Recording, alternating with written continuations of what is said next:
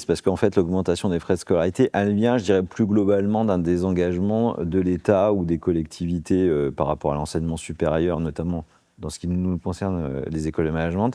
C'est pas le CCI, c'est un changement et une transformation du modèle. Je pense que l'explication, elle tient aussi au fait que nous, grandes écoles, on a souhaité aussi rentrer dans une compétition internationale. Et pour être dans cette compétition internationale, ça nécessite des investissements dans des infrastructures que sont nos campus, le corps professoral, le service aussi aux étudiants. Donc c'est des choses qui sont coûteuses, forcément, mais qui relèvent d'un investissement. Et on a souvent un petit peu tendance à oublier que les business schools sont aussi un levier de soft power aussi au niveau international, parce que quand vous prenez le classement du FT, on a aussi cette fierté de voir qu'on est le premier pays le plus représenté.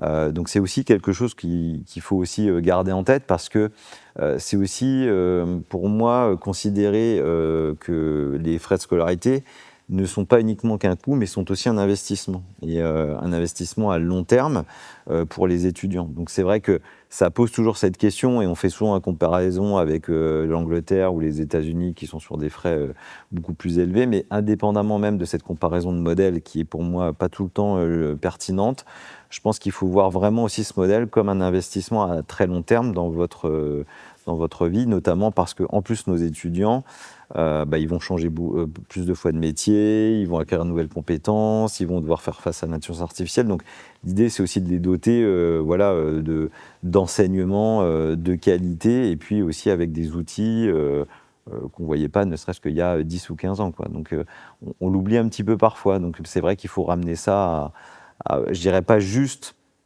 la comparaison à la sortie, mais plutôt sur 10, 15, 20 ans. Le fait d'avoir fait une grande école vous met aussi dans une trajectoire professionnelle qui est peut-être aussi plus valorisante aussi pour eux, quoi.